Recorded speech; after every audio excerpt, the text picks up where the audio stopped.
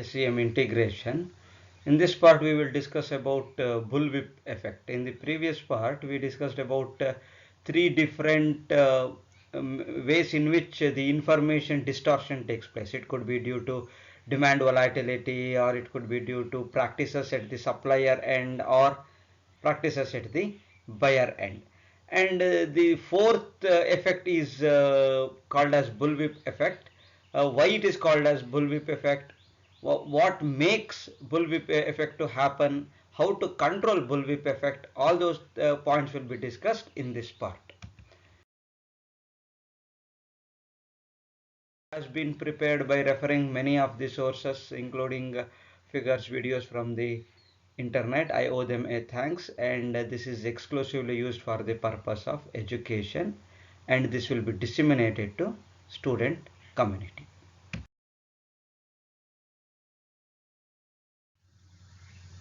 The bullwhip effect, as the name itself suggests, when a bullwhip is lashed, how it happens, the same way the demand also changes as it reaches the higher end from the customer.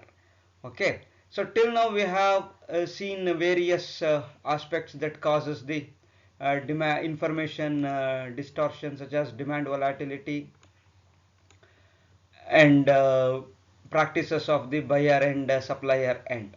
Okay, and now an increase in demand variability as one moves up in the chain is referred to as bullwhip effect.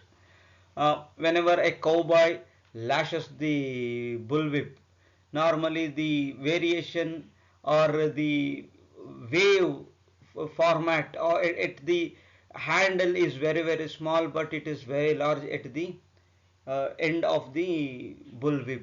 The same concept is used here, and that is why it is known as bullwhip effect. So the increase in demand variability increases as one moves from customer end to supplier end.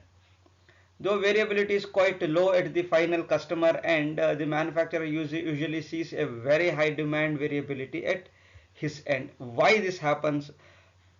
Let us try to understand that. We therefore see the behavior known as the bullwhip effect or the whiplash effect in supply chain parlance or supply chain literature. This is how it occurs. See, you can see customer has the handle over here, and the variation in is very minimum or quite understandable. But as it goes on towards the supplier, look at the variation is increasing. This resembles the lashing of a bullwhip, and that's why it is called as whiplash effect or bullwhip effect in supply chain parlance.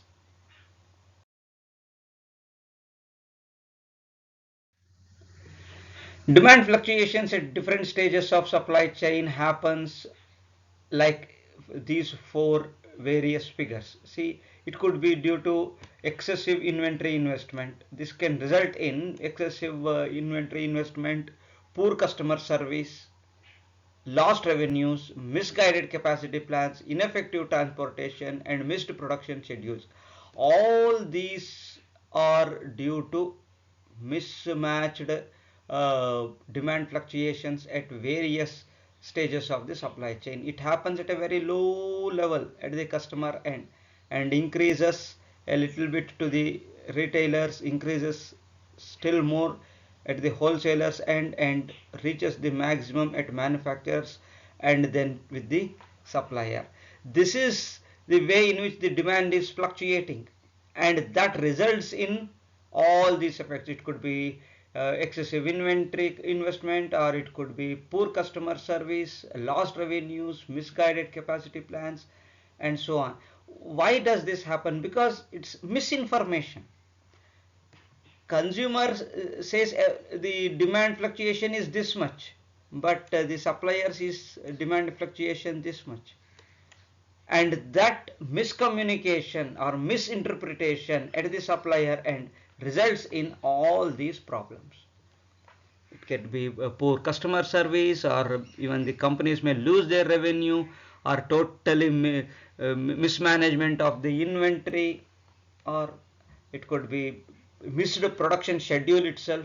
It could be any of these things. Okay, that's why demand fluctuations have to be controlled, and the bullwhip effect had to be tamed.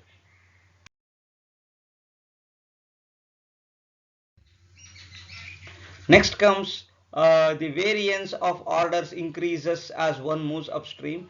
Although it is expected that functional products like grocery or FMCG, it is expected that the demand is almost stable at the retail level. It won't change because it is fast moving. No, the name itself suggests it is fast moving consumer goods.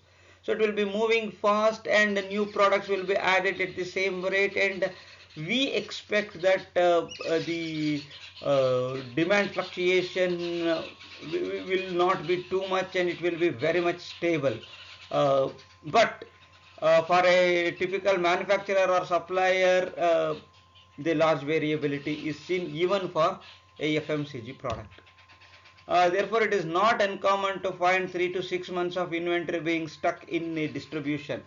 So it could be at the retailers end, or at the distributors end, or even at the manufacturers end. Normally, we see that 3 to 6 months of inventory. It's quite always available, whether it's a grocery or even if it is a FMCG product.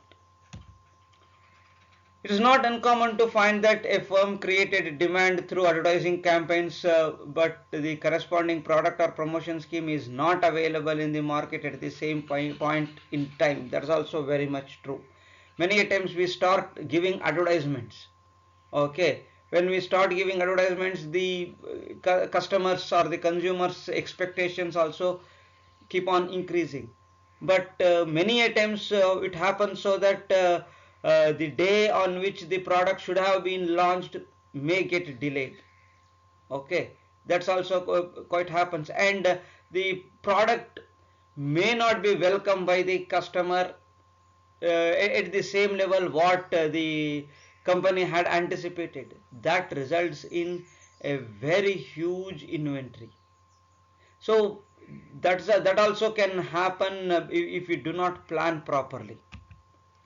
Further, high distortion result in very high cost for everyone in the supply chain. That is very, very true. See, it's not that the retailer gives a wrong picture of the demand from the customer. He could have given a better forecast of the demand.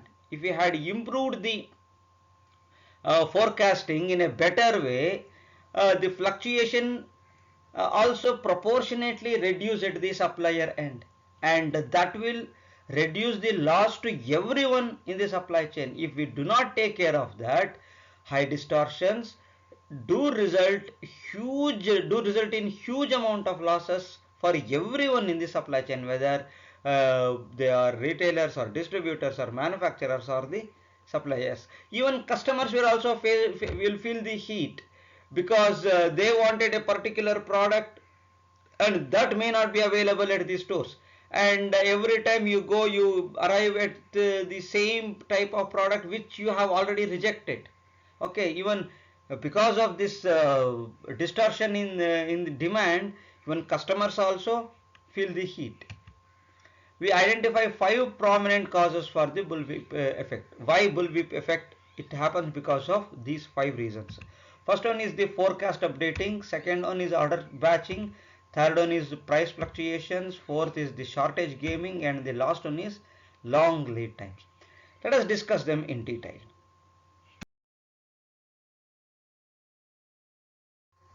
To start with, forecast updating. Multiple forecast updates by each entity in the chain leads to significant distortion. Each member of the chain updates forecast based on the orders received at his end, not based on the orders raised by the end customer. This is the problem.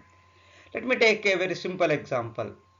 Uh, the retailer takes the feedback from the customers, and based on that he makes the demand to this extent.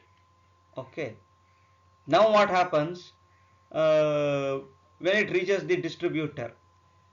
Along with one such retailer, he would have got the inputs from many other retailers. All of them would have pegged the uh, fluctuation in this way. Okay, if the actual demand is say 10, they would have made it as say 12 or 13. Already they have increased it by 2 to be on safer side. Now what happens? It goes to wholesaler. Wholesaler he takes the feedback from 10 different 10 different retailers, and he should have ordered for 100. But already they have increased it by 12, so it will become 120.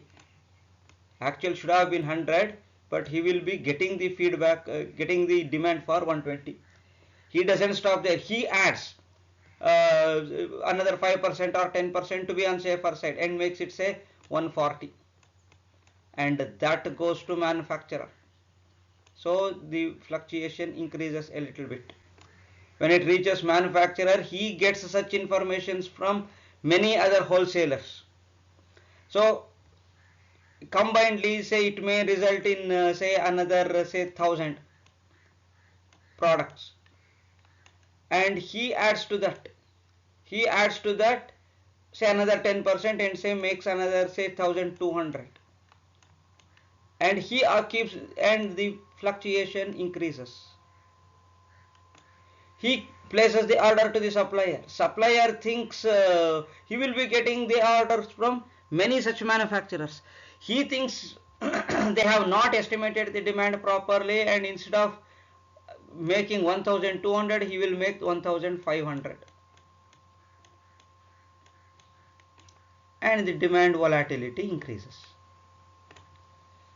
The order that should have ended at say 500, 600 or 700 now has reached 1500.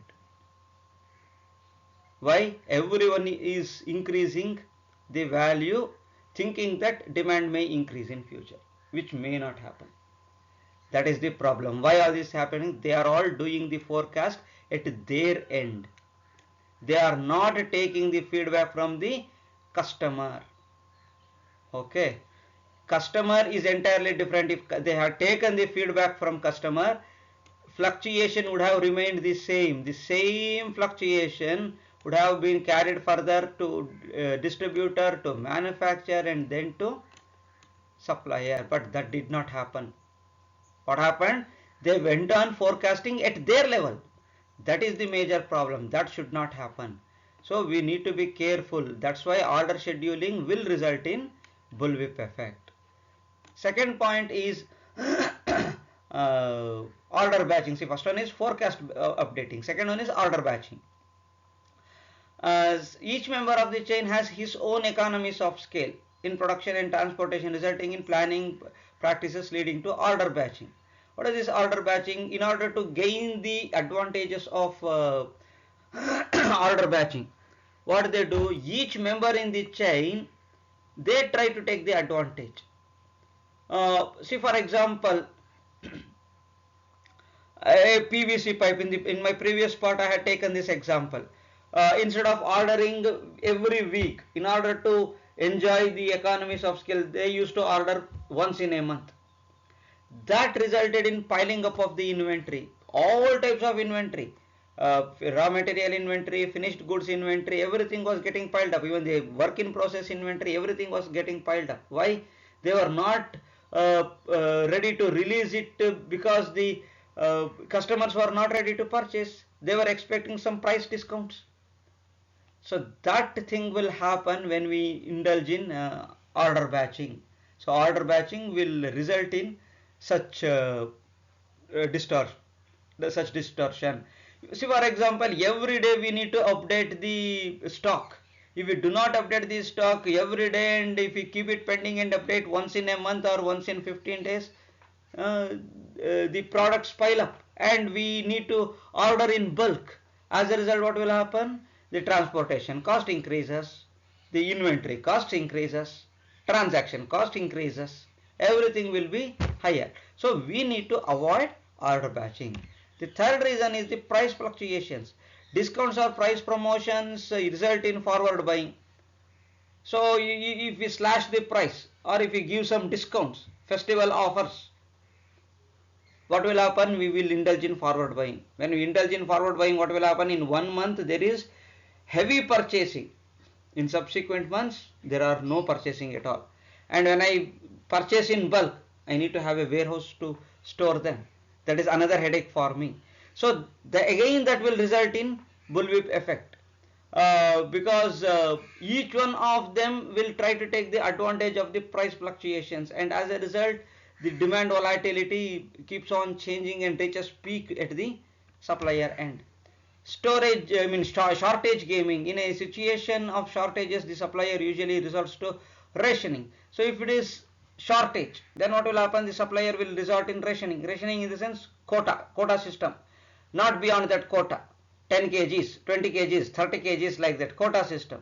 That which in turn provides incentives to buyers to inflate orders. As a result, what will happen? Anyway, he will give me a quota, 5% quota, 10%, like that. Okay, let me increase the demand to 1000. Even though I want 100, he will give me 10% of what I have demanded. So if I ask for 100, I will get only 10. So I will ask for 1000. I will get 10%, at least I will get 100. No, I will ask for 1000. So when he asks for 1000, what will happen? The supplier thinks that there is an actual demand for 1000 items. So the whiplash increases to the maximum level, right? Whiplash increases to the maximum level because the requirement is 100, this much, but he places the order for 1000, this much, and that results in whiplash effect. So that is why even shortage gaming also will result in whiplash effect or bullwhip effect. Long lead times increase in planning horizon of other partners in the chain. Further, each partner is supposed to keep large amounts of safety stock, resulting in an overall distortion, increasing the chain. If you do not supply on time, the suppliers take long lead time to supply the orders asked by the customers. As a result, what will happen? Forward buying, it will happen, or the safety stock will increase. The supplier will not know that the customer is asking to fill up the safety stock. They only see that, oh, there is a demand. But actually, if they order for say 1000 items, out of 1000 items, say 500 items could be used for buffer or safety stock, and only 500 is the actual demand. But the supplier he doesn't know that. Suppliers do not know that. They will think that there is an actual demand for 1000, and accordingly they will start planning. So again, that results in increased demand fluctuations at the supplier end. That is nothing but bullwhip effect. So these are all the 5 reasons why bullwhip effect happens or occurs.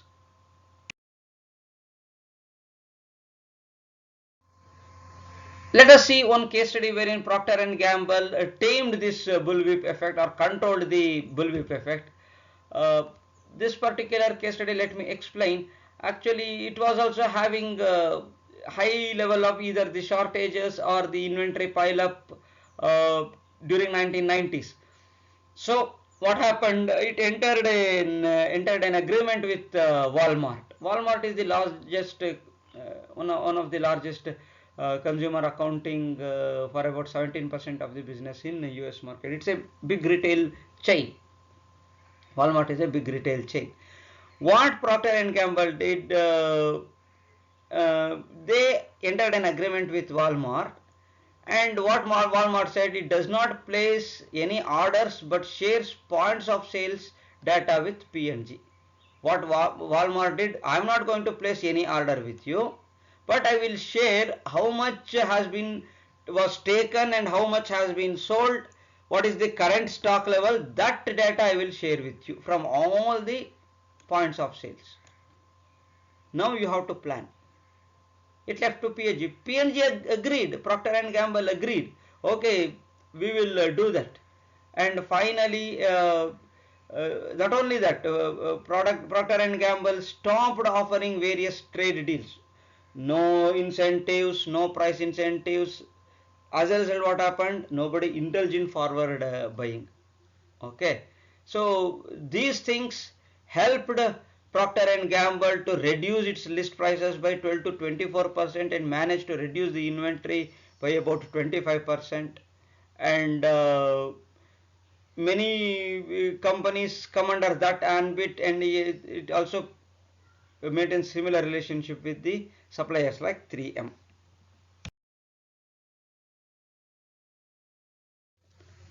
Remedial strategies to counteract demand distortions across the supply chain. How to counteract these demand distortions? There are three kinds of initiatives. First one is the information sharing across the chain, aligning incentives across the chain, and the third one is improving operational efficiencies. Let us discuss one by one.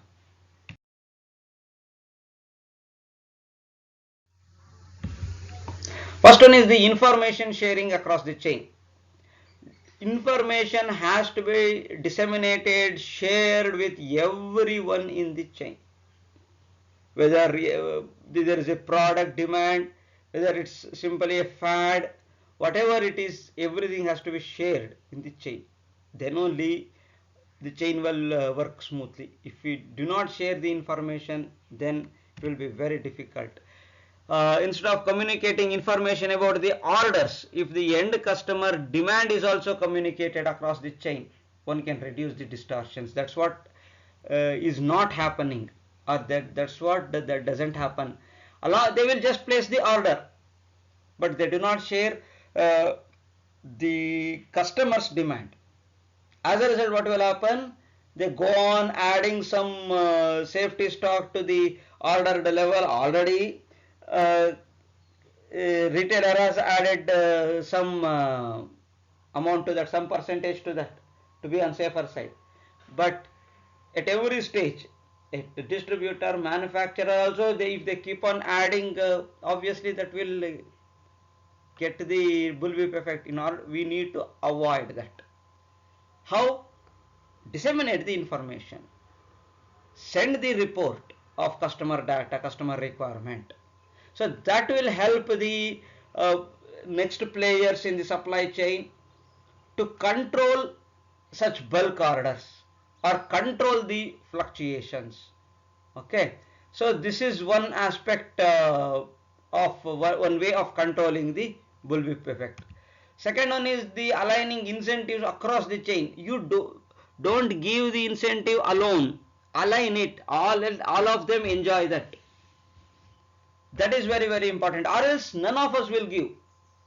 It is that one of them will give, one of them will not give such incentives, and in order to compete among themselves, they keep on increasing the incentives. That is again very wrong. Alignment in the chain will essentially involve removing incentives from the system. That is the best thing. Better remove everything.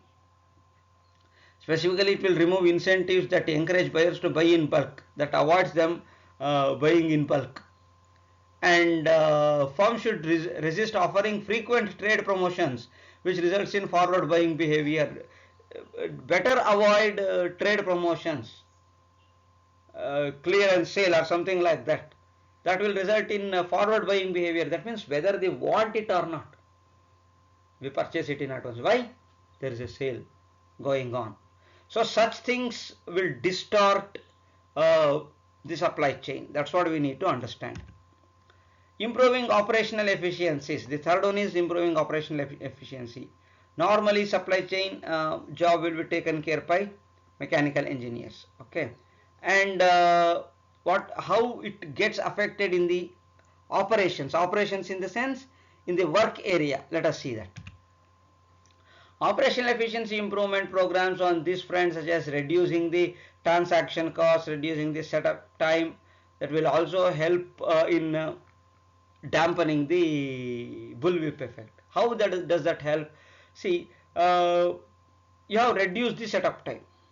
So you need not, when you have reduced the setup time in the sense that is the total time required to set up a machine for manufacturing.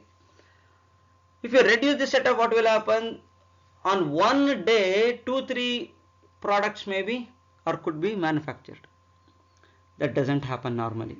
If you have a very long setup time, we maintain the same setup for a month or 2 months like that, so that the raw material requirement for other products will not be there at all. Only one product will be running on high, and as a result what will happen, its inventory piles up, and there are no takers for even if there are customers requirement for the remaining parts, it's not being manufactured, and whatever you had at the safety stock as safety stock, everything is being distributed.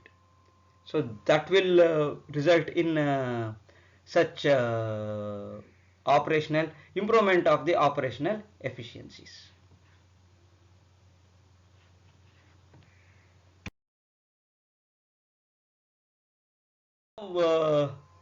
Okay, now we will discuss about the barriers to external integration. Uh, Till now we discussed about bullwhip effect, what causes bullwhip effect, how it can be overcome, what it results in.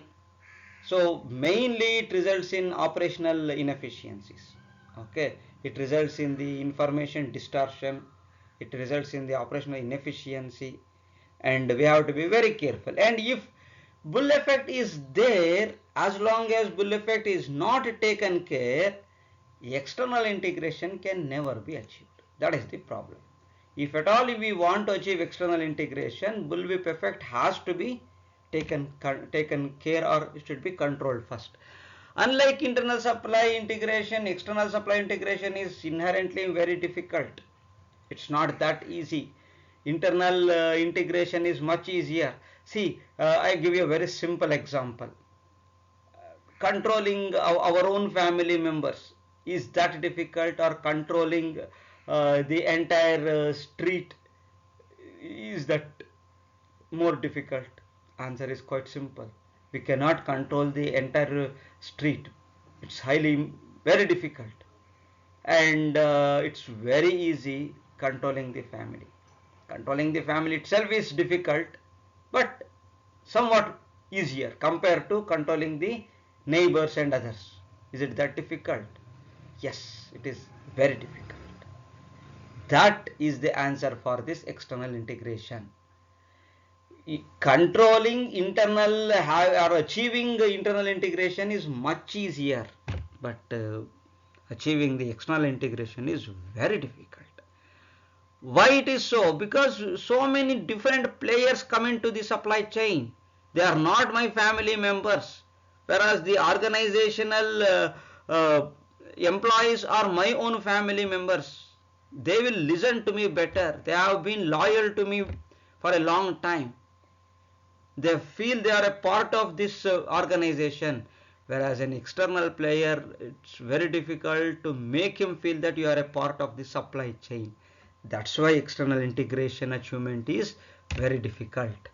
It is very much easier to get the entire company or on the same perspective in internal integration, but it seems to be very challenging in case of external integration. That's what, as I said, controlling the family is much easier.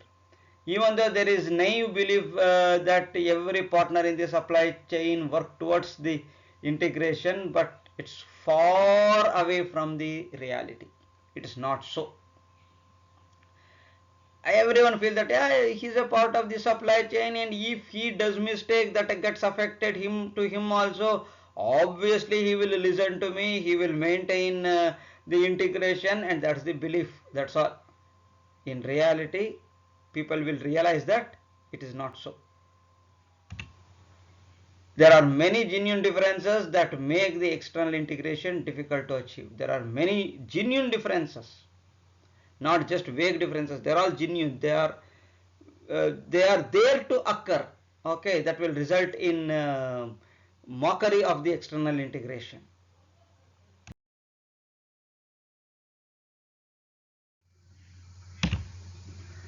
What are all the manufacturer versus multi-brand retailer? This is the first reason why it is very difficult to achieve the external integration. This is the first barrier. In a competitive market, what happens? The manufacturer of one brand, say P&G, he will expect the retailer to give more importance to his product. Okay, but a retailer like Big Bazaar, Metro, and other super malls, would they heed to P&G alone? Because they have many other people standing in queue. Could be Patanjali, could be Dabur, could be Godrej, could be Unilever. There are so many other players. So he will say, see, my expectation is to satisfy the customer. My customer will not ask only for P&G products. They will ask for Godrej products, Hindustan Unilever products, Patanjali products, every type of product they will ask. I have to keep all of them. You cannot dictate me. Once that kind of opinion starts developing between two parties in the supply chain, the efficiency or the success of the supply chain collapses. That's all. So that is why manufacturer versus multiple brand retailer is one of the major barrier for achieving the external integration. Okay. Next barrier is supplier competing in the end product market. See, for example, many times what happens, one company may be supplying products to many other companies. At the same time, they also manufacture the end product. For example, see, Kent manufactures and supplies water purifying system, the internal bacteria kit and all other things to many other water purifier companies. But at the same time, it also manufactures water purifier. Other companies uses the water purifying system of Kent but come up with a different brand name. Now Kent has the trouble now.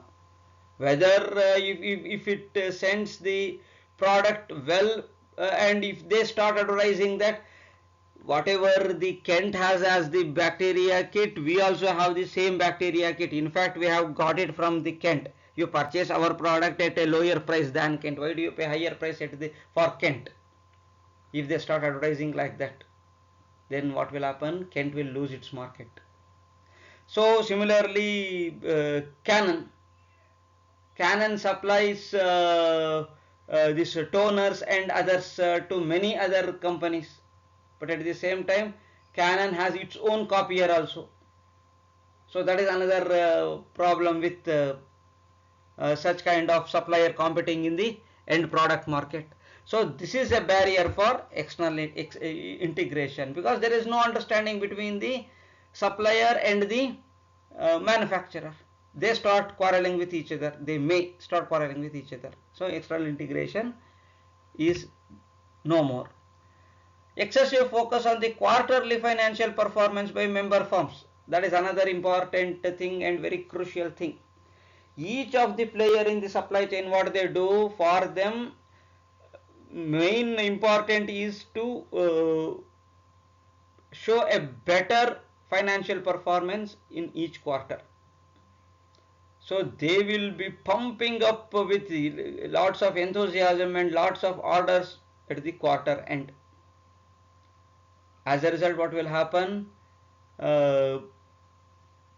This in order to achieve this achieve this integration becomes very difficult. Bullwhip will certainly occur.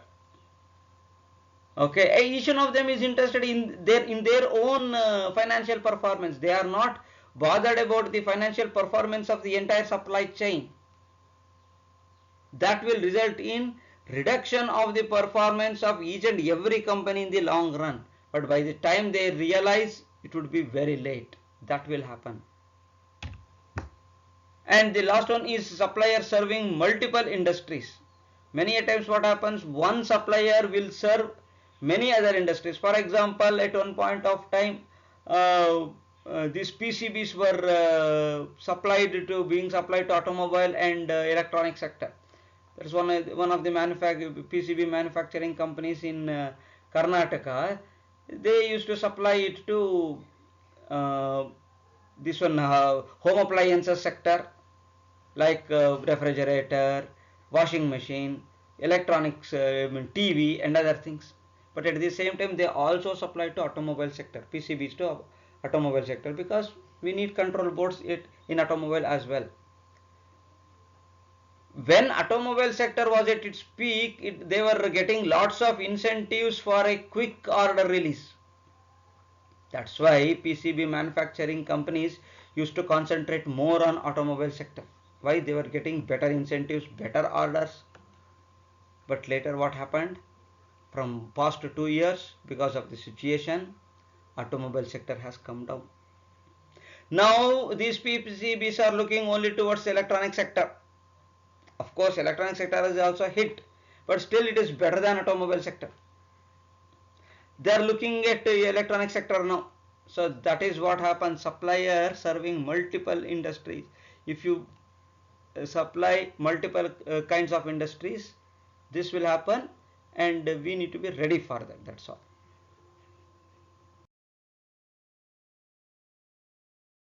Now we will discuss about how to build a better partnership and trust in the supply chain, because that's very important. Unless or otherwise we have the trust in the supply chain, we cannot achieve the external integration. Okay, in order to achieve the external integration, every member of the supply chain should trust each other and have faith with each one of them.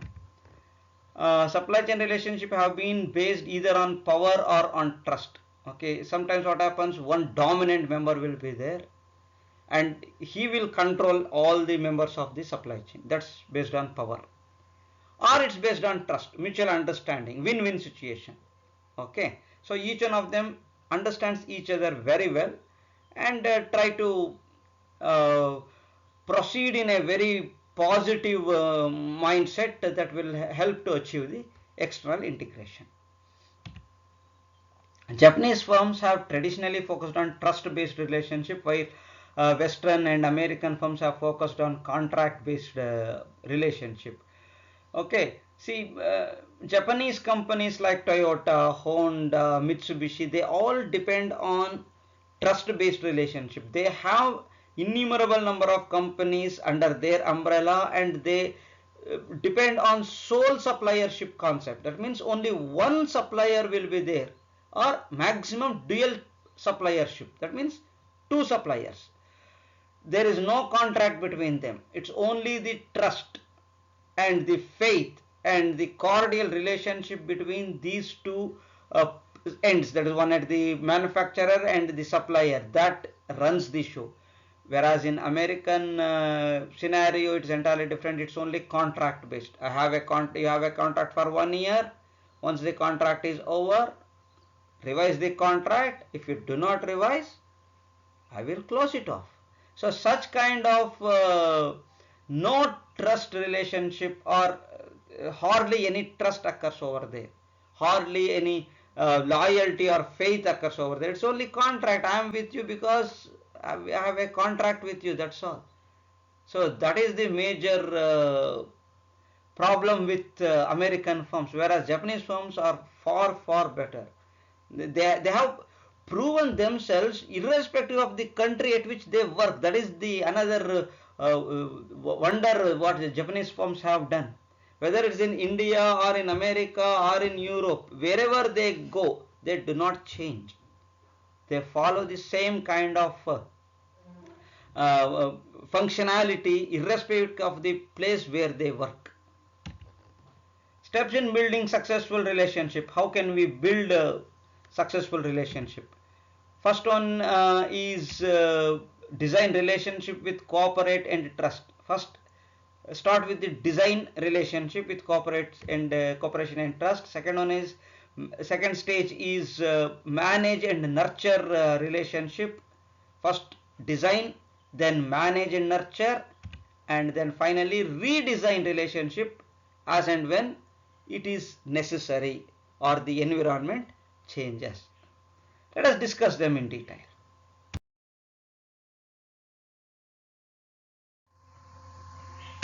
See, first one is design relationship with cooperation and trust. This is the first stage, design stage.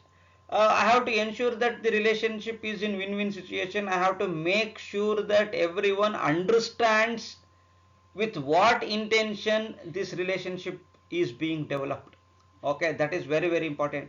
Some clarity must be given to the relationship, and there should not be any ambiguity, there should not be any doubt.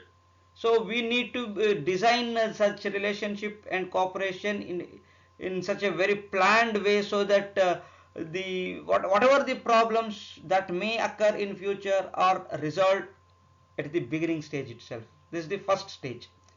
Second, what do we do? Manage and nurture relationships. Once the relationship has been designed during the operations phase, both parties have understood that what their role is in the relationship. Okay, each one of them have realized their importance in the chain. Once it is done, then initial contract be designed with sufficient flexibility. Flexibility is very much necessary. Why flexibility is necessary? Because a rigid chain will result in distrust. Okay, if there is flexibility in the sense what? See, suppose if I want to change something, and the all other parties must agree for that. It is not that only I will be controlling everything, you just follow my order. Such kind of what we term dictatorship will not work in supply chain.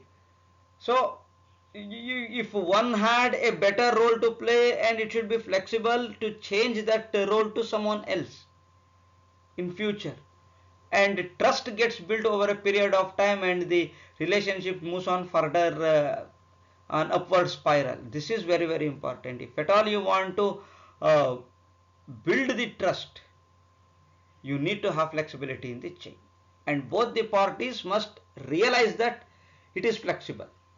And rigidity, if rigidity is seen in the chain, then achieving the external integration becomes difficult. And the third one is redesign the relationship. If at all you are interested in maintaining a long term good relationship within the supply chain, you should be ready for redesigning it, because the environment keeps on changing. Environment in the sense the new competitors will be added to the chain. So you cannot keep on carrying on with what you had understood 10 years ago. That's highly impossible. And moreover, it's a globalization era. Multiple countries, multiple companies are in the frame, are in the chain. So it's very difficult that we cannot maintain the same level of trust and relationship, unless or otherwise we redesign as and when the environment changes. Technology is changing, competition level is changing, the entire corporate environment, business environment is unstable. So we need to redesign and bring stability to the entire chain. That is very, very important.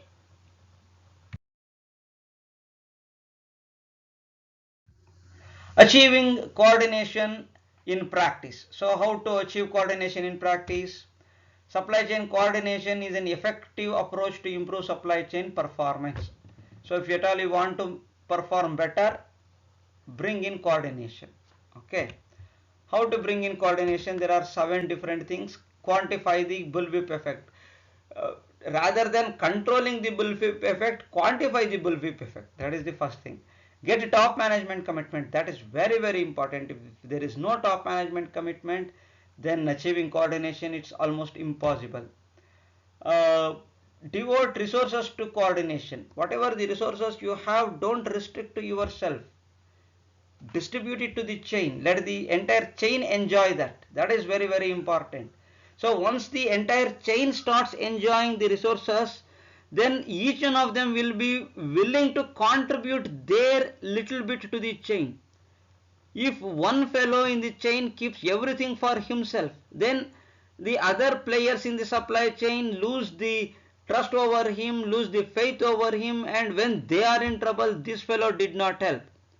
And the situation may change, the coin may flip. Then what will happen? The person who was enjoying the benefits may come down, and the persons who were feeling the difficult times, they may rise up. Then what will happen? This fellow who is under trouble now did not help the others when they were in trouble. Then how can he expect them to help him now? Is it really possible? No. Many a times, most of the times, it won't turn up like that. And that's why we need to devote resources to the entire supply chain so that coordination improves. Focus on communication with other stages. That means communicate properly. Don't hide any information. Try to achieve coordination in the entire supply chain network. Try to bring in the proper coordination. How can we bring a proper coordination? Speak to them. Make a proper communication. Have a proper communication channel. In that way, I can achieve coordination in the entire supply chain. Use technology to improve connectivity. If you say that I am in a remote place, I cannot travel, it doesn't matter. Technology is there. Communication technology, information technology, they are all so much advanced. They are all so very much advanced that the entire globe is a village now. And the last one is share the benefits of coordination equitably. That means again there should not be any bias in distributing the resources or the benefits or whatever it is. There should be an unbiased treatment of all the chain partners. Then only we can achieve proper coordination.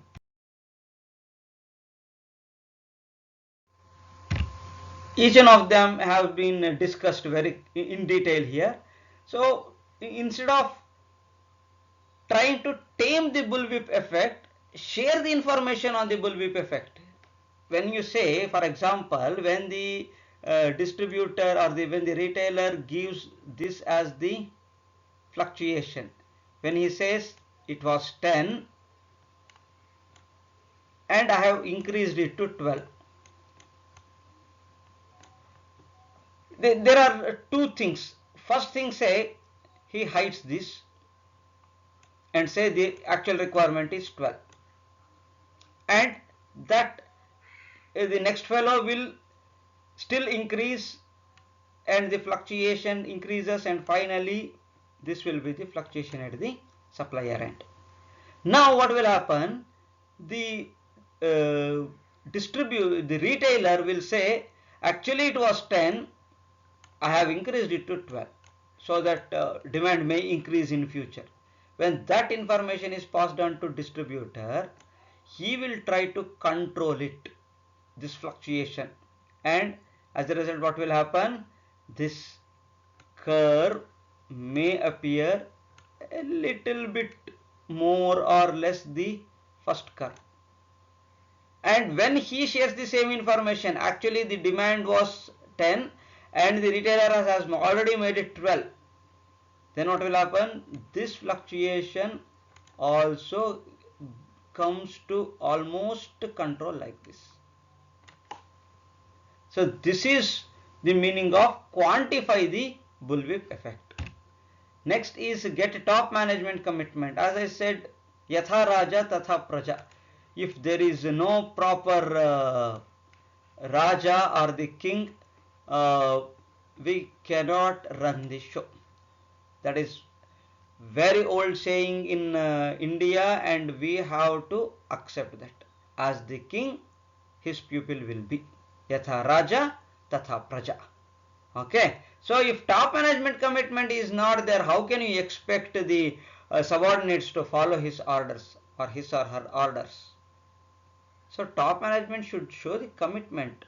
We are interested in that. So obviously his subordinates will follow him. Okay.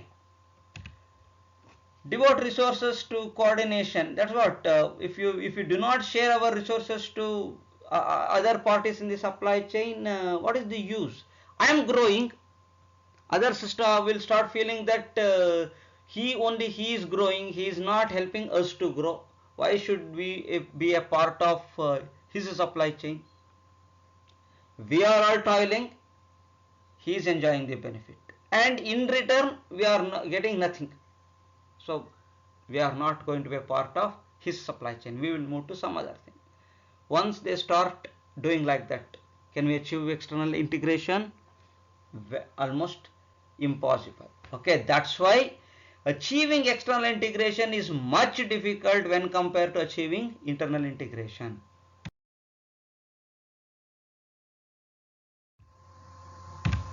Next reason is a focus on communication with other stages. So communicate, speak to them, highlight the value of each and every level, praise them for their good work, help them to correct their wrong work.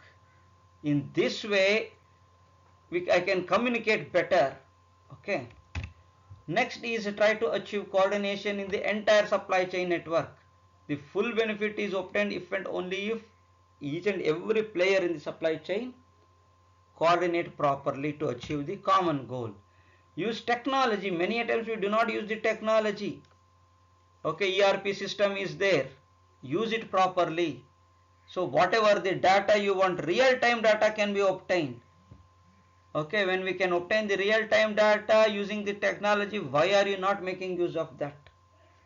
So better make a use of that to achieve better coordination.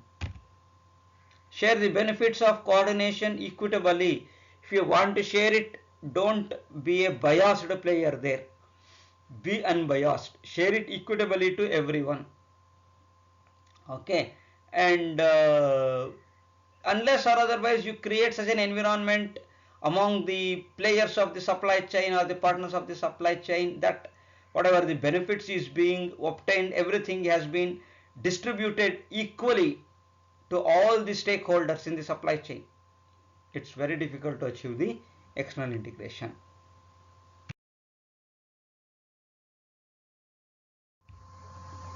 Effect of interdependence on relationship. Why interdependence is necessary? Is it really necessary? Can we do away with interdependence? That's what we have to think about. Okay, trust based relationships are likely to work very well in situation where both parties are mutually interdependent. Neither of them can claim that I am dependent on you or he is dependent on me and I am controlling all the other companies. If Toyota starts feeling that every company under me, around 120, 125 companies, all these companies are under me, I am controlling them. If they start thinking that, then where is the trust? Where is the relationship? Those companies will be waiting for an opportunity to move out of that network, move out of that umbrella. Such things will happen if there is no trust based relationship. If there is only contract based relationship, it is going to break very soon. Trust based relationship will continue for a long time. Trustworthy, faithfulness, okay, these are all very important things for any business to be successful. Toyota is the best example. As I've been telling you, almost every Japanese company, let it be Toyota or Honda or Mitsubishi, whatever may be the company, they all achieve this. Toyota started it first, in fact. This is the block diagram that gives the picture of organization's dependence versus partners dependence. Suppose organization's dependence is low and partners dependence is also low. Apathy. So each one of them have apathetical towards each other. So each one of them start feeling that he is living on my mercy and I am living on, and the opposite party will feel that he is feeling on my mercy. So both of us will start feeling that. Whether they are living with each other's mercy or not, we do not know. But each one of them will definitely start feeling that. If they start feeling that, that only create a environment of apathy. Okay. Now let us go to next. Organization's dependence is high on partner. So organization is entirely dependent on partner. So who is powerful here? partner is relatively powerful. If partner is powerful, that situation is termed as hostage situation. What is a hostage situation? If somebody hijacks a plane or a train or a bus or something like that, then all those who are inside the bus are hostages. And now the organization will be a hostage under partner. So even though he is a larger player than partner, but he will be like a hostage. Hmm. Taking orders for everything from partner. Partner, though, even though he is a small fellow minnow in the entire supply chain, he will be like a king and dominating the entire supply chain. Why? Because the organization's dependence on him is so high. Okay, that is what happens when organization dependence on partners is very high. Let us go to next now. Partners dependence is high on organization. Organization is relatively powerful. As a result, partners dependence on organization is very high, and that we call it as drunk with power. Organization will control. I am the king of the entire thing. You just follow my order. I am not going to listen to you. Why should I listen to you? I am not dependent on you, man. You are dependent on me. That is nothing but drunk with power. Okay, so that's very bad for the supply chain. People will start thinking that they are the superiors. If organizations start feeling that they are the superior and partners are nowhere related to them, it's very bad for the supply chain. Okay, and the next one is high level of interdependence. Both of them have realized that each one of them are inevitable for each one of each other. Then it is called as effective relationship. That situation will result in effective relationship. Okay, so each one of them should feel that I am dependent on him, he is also dependent on me to the same level, or maybe some differences may be there, I do agree, but still he is helping me out, I am helping him out. So this kind of win-win situation must be there in order to develop a highly effective interdependence in during relationship.